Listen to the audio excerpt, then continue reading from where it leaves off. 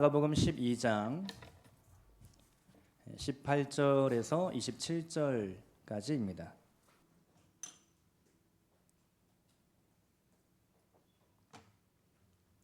마가복음 12장 18절로 27절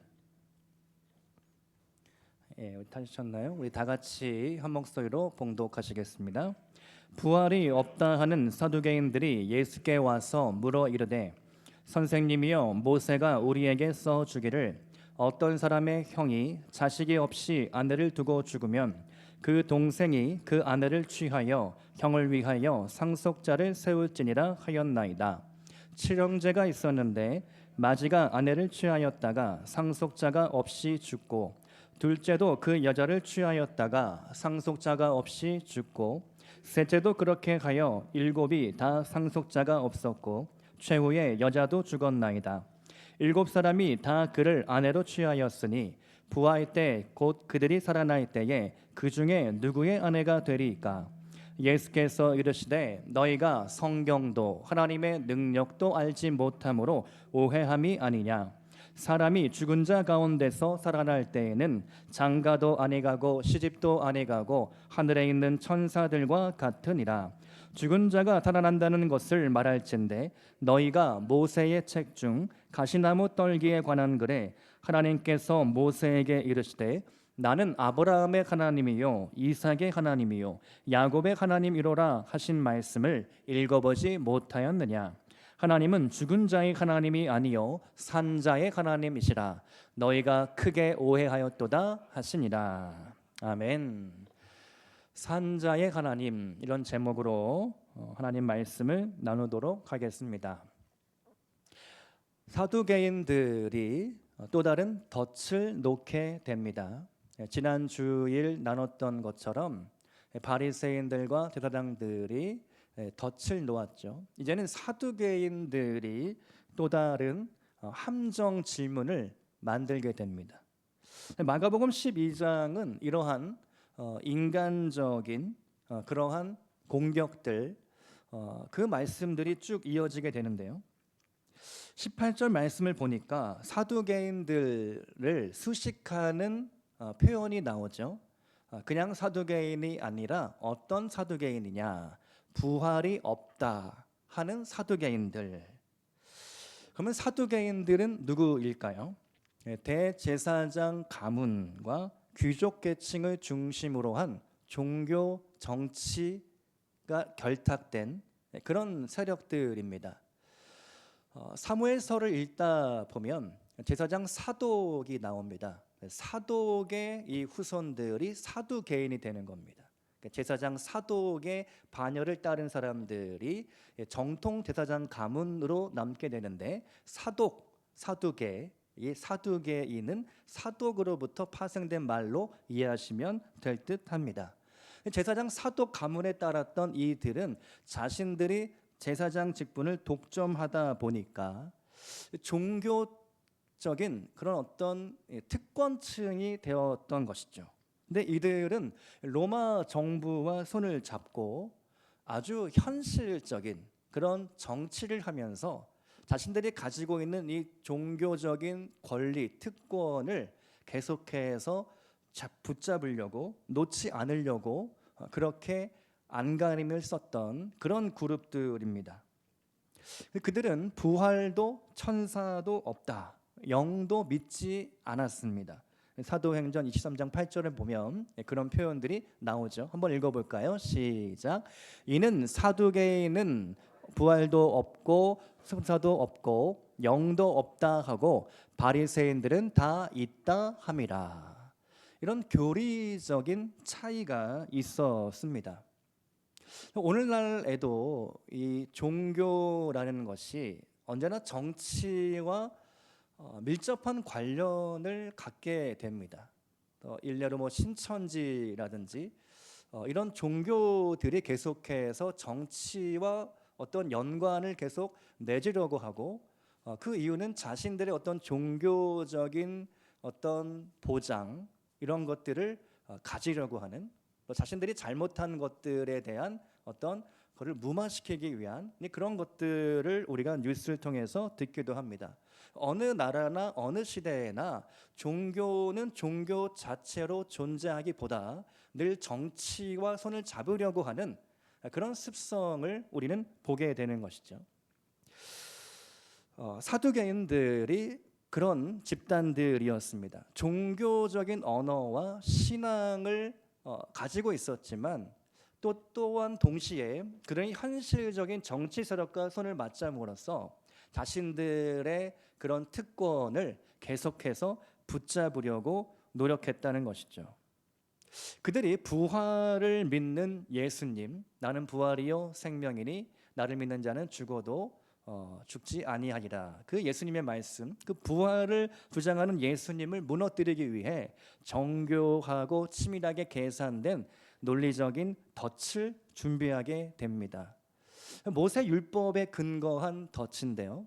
오늘 조금 난이도가 높습니다. 오후 시간인데 좀 이 이야기를 하긴 해야 될 것 같은데요. 신명기 율법 말씀에 계대 결혼법, 형사 취수법이라고도 하는데요. 오늘 말씀에 우리가 읽었던 것처럼 첫째 형수가 죽어서 이 첫째의 형수가 죽은 게 아니죠. 아들이 죽은 거죠. 첫째 형이 죽었을 경우에 이제 그 형수를 그 다음 동생인 둘째가 취해서 이 첫째의 대가 끊어지지 않도록 하는 것이 형사 취수법. 형이 죽었을 때의 그 취수의 형수를 이제 취한다, 이런 법인데요. 저도 설명하다 보니까 어렵네요. 이 형사 취수법, 이 계대 결혼법을 가지고 아주 극단적인 가상의 시나리오를 쓰고 있는 겁니다. 7 아들이 있었는데 첫째, 둘째, 셋째, 넷째, 다섯째, 여섯째까지, 그리고 마지막에 7째까지 다 죽게 되었다. 이런 아주 극단적인 가상의 시나리오를 써내려고 있는 것이죠. 그리고 그 질문의 끝에는 그러면 만약에 부활하여 천국에 가면 누구의 아내가 될 것인가? 그럼 말도 안 되는 극단적인 가상의 시나리오인 것이죠. 예수님께서 이 질문에 어떻게 답변하시는가? 우리가 함께 말씀을 나누면서 오늘 우리의 신앙, 우리의 일상, 우리의 믿음을 한 번 더 점검해 볼 수 있는 시간 될 수 있기를 축복드립니다. 3가지로 나누겠습니다. 첫 번째로, 살리는 말씀도 죽이는 무기가 될 수 있다. 히브리서 4장 12절 말씀을 보면 말씀은 칼입니다. 하나님의 말씀은 살아있고 활력이 있어 좌우에 날선 어떤 검보다도 예리하여 혼과 영과 및 관절과 골수를 찔러 쪼개기까지 하며 또 마음의 생각과 뜻을 판단하나니.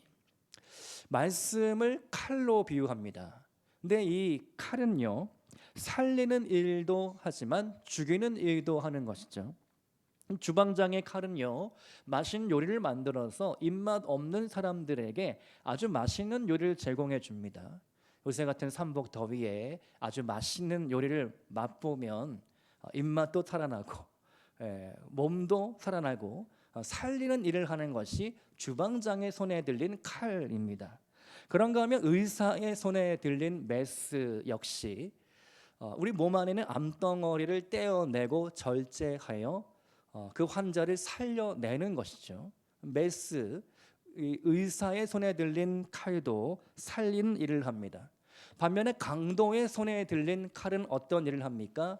그 칼은 죽이고 빼앗는 일을 하는 것이죠. 많은 사람들을 해치는 일을 합니다. 하나님의 말씀은 살아있고 활력이 있어 우리를 살려내는 일을 하지만 오늘 사두개인들이 휘두르는 칼은 죽이는 칼, 죽이는 말씀이었던 것이죠. 하나님의 말씀을 가지고 장난질을 치고 있습니다. 극단적인 가상의 시나리오를 만들어서 함정을 놨습니다. 덫을 놨습니다. 걸려들기만 해라.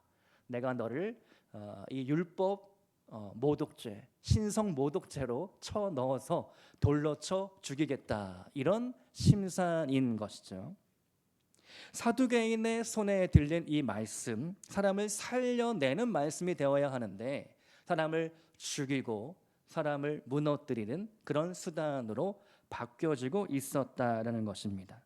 그러면 사두개인들이 인용하고 있는 율법 말씀은 어떤 말씀인가? 신명기 25장 5절의 말씀인데요. 우리 한번 같이 읽어보겠습니다. 시작. 형제들이 함께 사는데 그중 하나가 죽고 아들이 없거든 그 죽은 자의 아내는 나가서 타인에게 시집가지 말 것이요 그의 남편의 형제가 그에게로 들어가서 그를 맞이하여 아내로 삼아 그의 남편의 형제된 의무를 그에게 다 행할 것이요. 그러니까 제가 동생이면 형이 있는데 형이 자녀를 낳지 못하고 아들을 낳지 못하고 사망할 경우에 그 형수를 취하여 그 대를 이어야 한다라는 것이 신명기 율법 말씀인 것이죠. 이것이 계대 결혼법, 히브리어로 이붐이라고 하는 제도입니다. 이 제도의 취지는요, 이스라엘 중에서 한 가문의 대가 끊어지지 않도록 하는 것입니다. 동시에 남편을 잃고 자녀도 없는 과부를 사회적으로 경제적으로 보호하려는 약자 보호법이 되는 것이죠. 그 율법의 정신을 이어받아야 하는데 사두개인들은 그 율법 문자 그대로 그 문자적으로 해석하여서 예수님을 곤란에 빠뜨리고 있었다라는 것입니다. 오늘 본문 23절의 말씀을 보면 부활 때에 그가 누구의 아내가 되리이까? 이 질문은요, 진지한 신학적인 질문이 아니라 부활 교리를 조롱하기 위한 말씀인 것이죠. 부활을 인정하게 되면 이런 우스꽝스러운 결론에 이를 수밖에 없지 않겠냐, 이렇게 예수님을 공격하고 있다라는 것입니다. 오늘 이 말씀에서 우리가 반드시 떠올려야 할 한 책이 있습니다. 성경책이 있습니다. 바로 룻기 말씀입니다. 이 형사취수법, 계대결혼법이 정상적으로 작동한 이야기가 룻기의 말씀인 것이죠.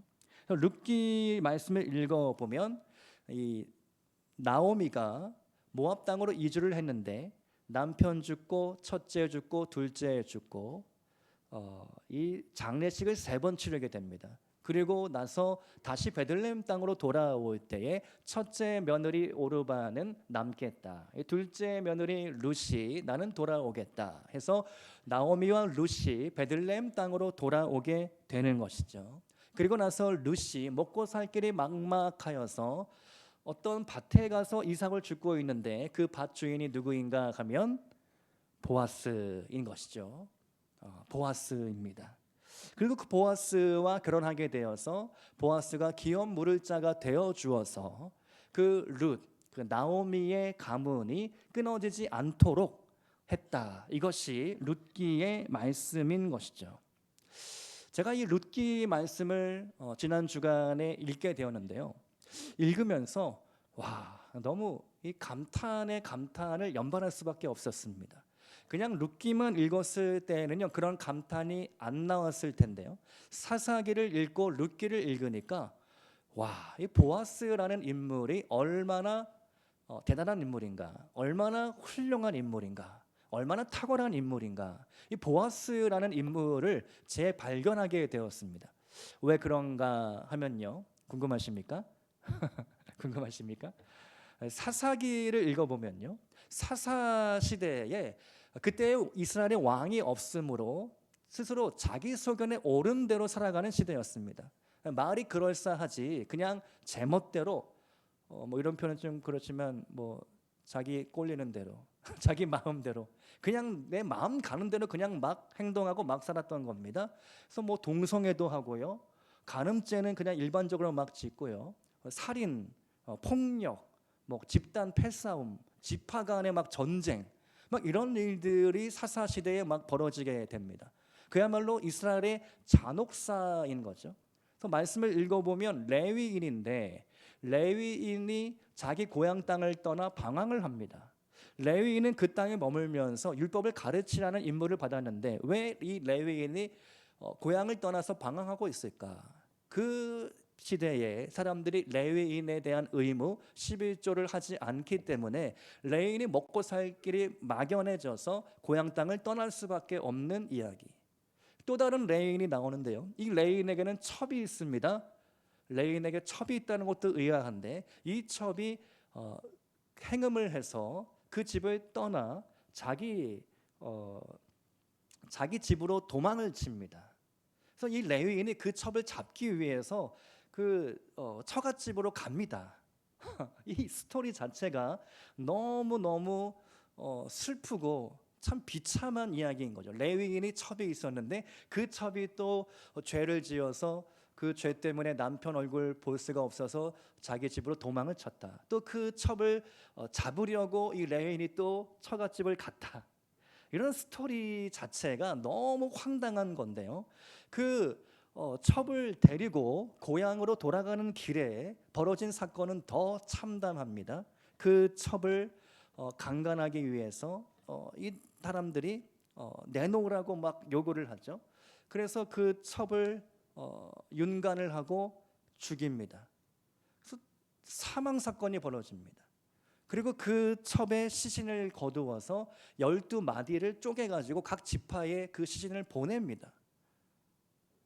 이게 성경에 나와 있는 이야기입니다. 오늘날의 기준으로도 너무나 상상하기 어려운 이 죄악들이 사사시대에 이미 존재했다는 것이죠. 그러한 참혹한 그런 죄악 가운데에서 룻기를 읽다 보니까 이 보아스가 짠 나타나서 백마탄 왕자처럼 룻을 구해주는 거죠. 근데 보아스의 행동 하나하나를 보면요, 다 율법대로 그가 행동을 하는 겁니다. 율법 말씀대로 그가 살아갑니다. 율법을 너무 잘 알았고 율법을 지키고 율법대로 사는 사람이었습니다. 나그네와 거류민을 보호해 주어라. 그 신명기 말씀 그대로 모압 여인, 이방 여인인 룻을 잘 선대해 줍니다. 너는 다른 데 가지 말고 여기 와서 이삭을 주어라. 룻을 보호해 줍니다. 그리고 기업 물을 자 그 법에 대해서 보아스는 빠삭하게 잘 알고 있었습니다. 자기가 1순위가 아니고 2순위라는 것을 알았고 1순위 기업 물을 자에게 먼저 기회를 양보합니다. 그가 하지 않겠다라고 하자 자신이 그 권한을 이어받아서 기업 물을 자가 되어주는 것이죠. 그러한 복잡한 신명기의 율법의 말씀을 보아스는 너무나 잘 알고 있었고 아는 것뿐만 아니라 실제로 행동했고 그 말씀대로 지키는 인물이 보아스였다. 와, 이거를 깨달은데요, 이 보아스라는 인물이 얼마나 그 사사시대의 암흑 같은 시대에 빛나는 존재였는가. 하나님은 그러한 보아스와 같은 인물을 통해서 하나님의 일을 행하시는구나. 우리가 말씀을 통해서 알고 있듯이 보아스와 룻의 사이에 다윗이 태어나게 되지 않습니까? 다윗의 후손으로 예수 그리스도가 오시지 않습니까? 그 보아스라는 말씀대로 살고 말씀을 지키려고 했던 그 인물을 통하여 하나님은 이 땅에 구원자 그리스도 예수를 보내주셨다. 그 다윗의 조상이 되었고 예수님의 조상이 되었다. 이게 얼마나 영광스러운 일입니까? 오늘도 그러한 보아스와 같은 사람들을 하나님은 찾고 계십니다. 말씀대로 사는 사람, 말씀을 잘 아는 사람, 그리고 말씀을 지키려는 사람, 그 사람을 통해서 하나님의 역사가 이루어지고 있다라는 것이죠. 오늘 사두개인은요, 정반대의 삶을 살고 있었습니다. 이 말씀을 알았지만 그 말씀을 살리는 도구로 쓰지 못하고 죽이는 도구로 쓰고 있었다라는 것이죠. 어쩌면 우리 자신을 돌아볼 때 내가 말씀을 잘 알고 신앙생활을 오래 20년, 30년, 50년 하고 있는데 그 연수에 걸맞는 그러한 성품과 그러한 말과 그러한 행동과 그러한 말씀대로 사는 삶이 나타나고 있는가 한번 돌아볼 수 있기를 축복드립니다. 두 번째로 성경과 능력을 모르면 부활도 오해하게 됩니다. 오늘 사두개인들의 공격에 대한 예수님의 답변은 정확합니다. 단호합니다. 본문 24절 말씀을 보니까 너희가 성경도 하나님의 능력도 알지 못함으로 오해함이 아니냐. 사두개인들은요, 모세 율법, 토라라고 부르죠. 창세기, 출애굽기, 레위기, 민수기, 신명기 이 5권을 가장 높은 율법의 말씀으로 인정하고 있었습니다. 그 말씀들을 달달달 외울 정도였습니다. 그런데 그 말씀의 능력은 믿지 못했다라는 것이죠. 부활의 실체에 대해서도 그들은 잘 이해하지 못하고 있었습니다. 예수님 말씀처럼 오해하고 있었죠. 25절 말씀을 보면 우리 한번 같이 읽어볼까요? 마가복음 12장 25절 시작. 사람이 죽은 자 가운데에서 살아날 때에는 장가도 아니 가고 시집도 아니 가고 하늘에 있는 천사들과 같으니라. 아멘. 사두개인들의 이 질문 자체가 오류였습니다.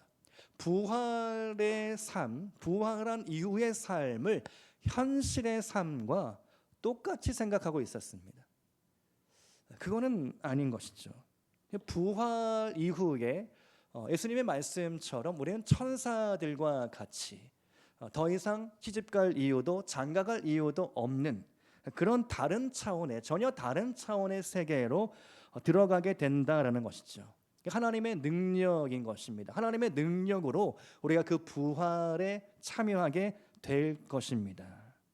사람들은요 자신이 경험하고 이해하는 그 한도 안에서만 살아가게 되는 것 같습니다.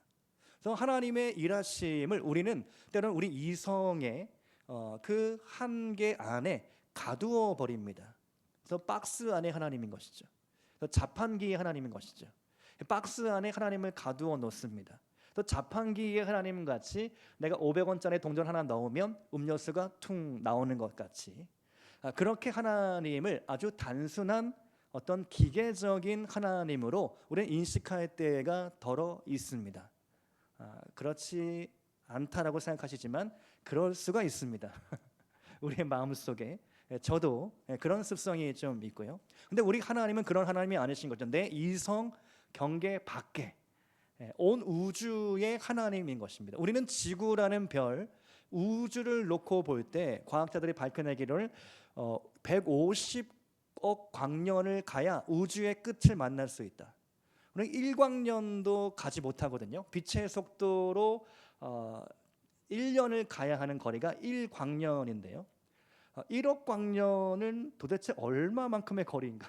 근데 이 우주의 끝이라는 게 150억 광년을 더 가야 하고 지금도 그 우주는 팽창하고 있다는 것이 과학자들이 밝혀낸 팩트입니다. 근데 그 광대한 이 우주를 보고 계시는 하나님, 그 사이에 태양이 있고 이 지구라는 작은 별에 있고 또 우리는 이 작은 잠시 땅의 잠시 빛나 교회 이 자리에서 예배를 드리고 있는 것이죠.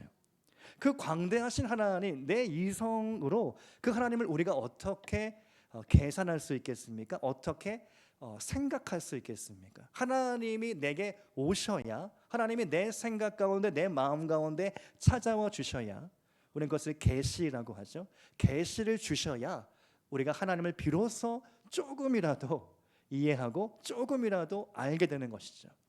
정말 바닷물의 한 방울만큼 하나님을 알게 된다는 것입니다. 그 하나님을 우리가 너무 제한하면서 살고 있는 것은 아닐까. 그 온 우주의 하나님, 이 지구의 모든 자산과 모든 돈과 모든 땅과 건물을 다 가지고 계신 분이 하나님이신 것이죠. 하나님의 필요에 따라서 땅도 주시고 건물도 주시고, 할렐루야, 아멘. 믿지 못하시는 것 같습니다. 하나님이 필요하면, 하나님이 원하시면 주시는 것이죠. 근데 하나님이 원하지 않기 때문에, 하나님의 뜻이 아니기 때문에 우리가 때로는 받지 못하는 것일 수도 있다는 것이죠. 내가 정욕대로 구하면 그것은 듣지 않으신다고 말씀하셨기 때문인 것이죠. 하나님이 원하시면 모든 자원들을 부어 주신다는 것입니다. 우리의 경험과 우리의 능력과 내 상식의 틀 안에 하나님을 가두어 놓지 마시기를 축복합니다.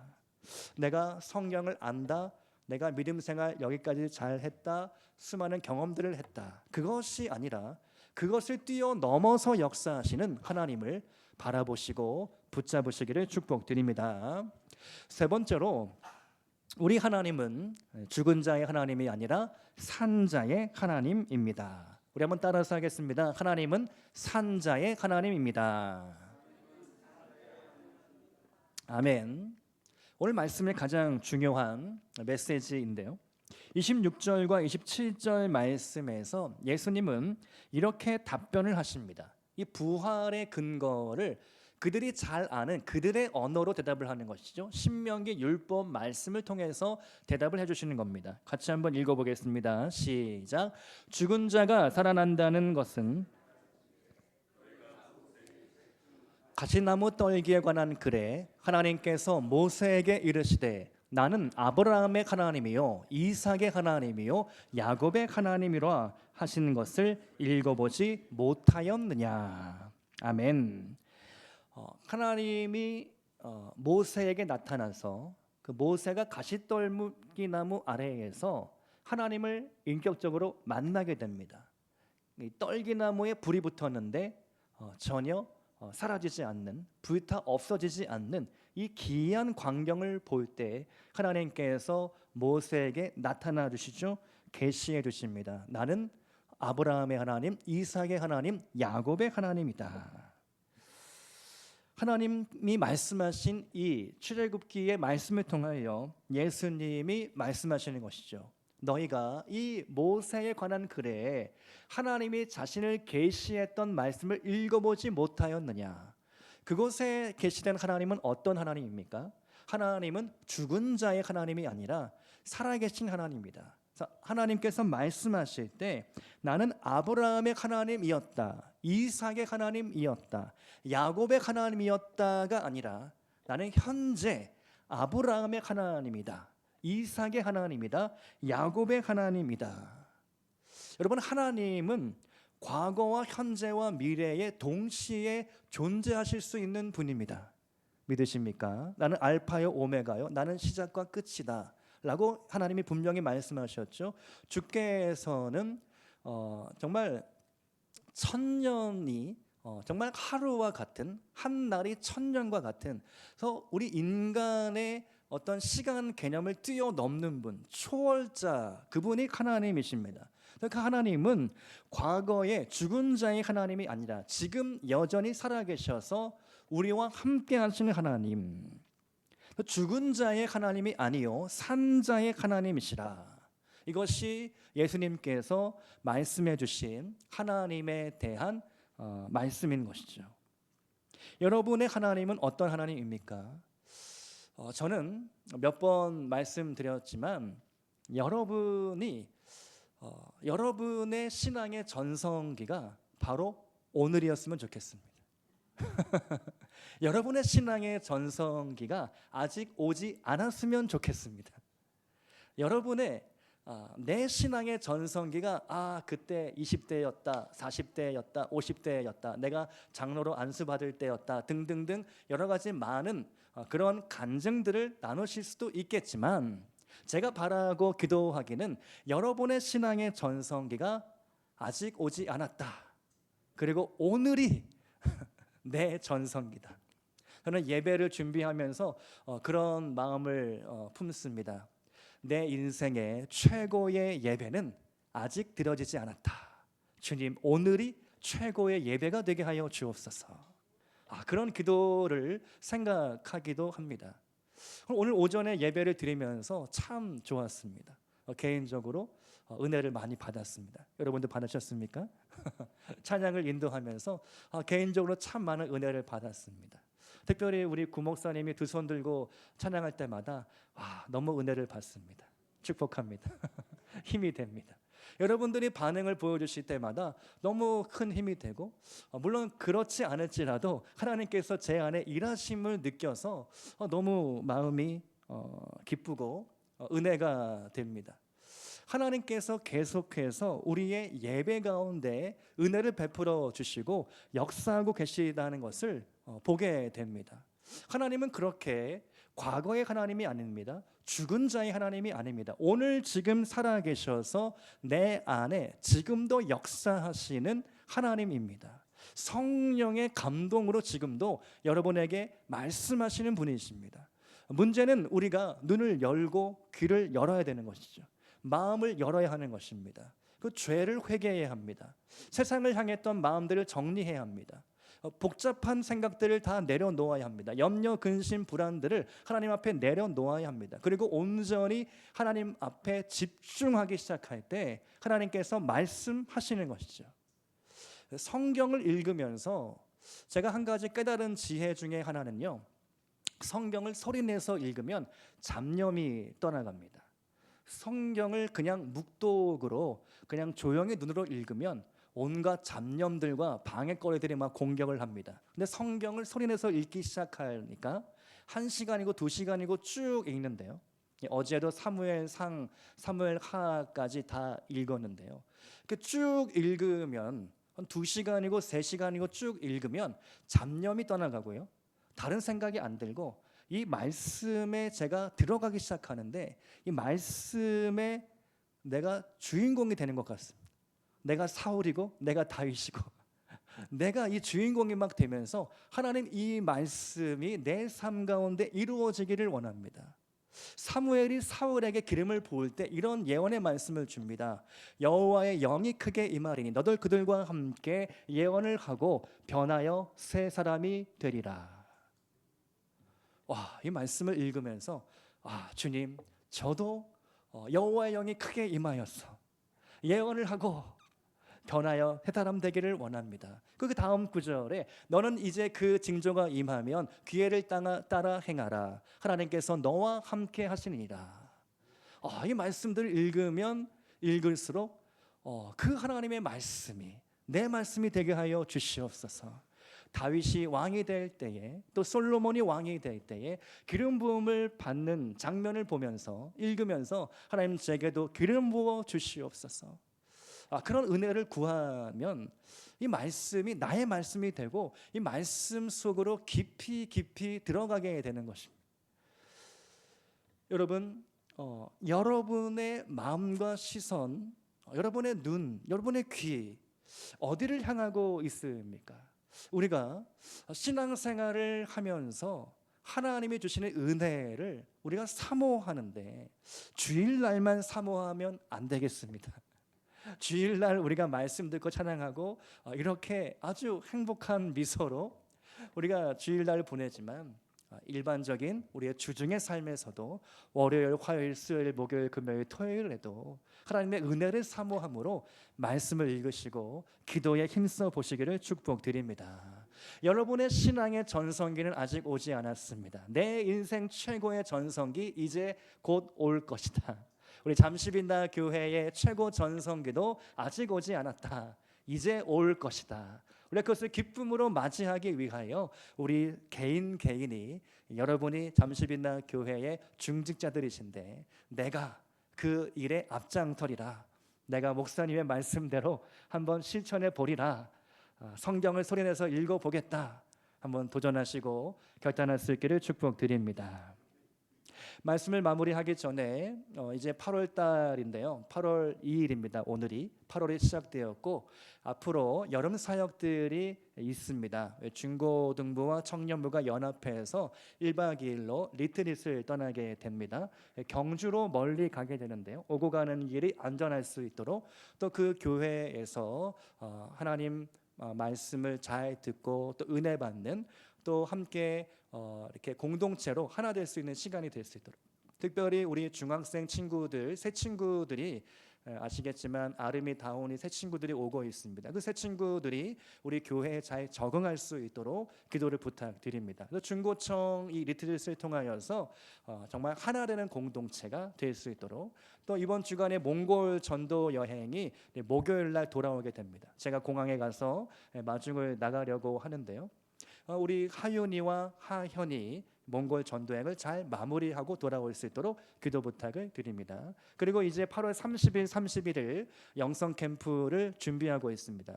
주중에 토요일에 답사를 가게 되는데요. 모든 준비하는 계획들 가운데 하나님께서 지혜를 주셔서 또 여러 가지 프로그램들을 잘 준비할 수 있도록 기도 부탁을 드립니다. 이런 8월 달의 여름 사역들을 우리가 잘 하나님 앞에 올려드릴 수 있도록 여러분께 중보 기도를 부탁드립니다. 함께 기도하시겠습니다.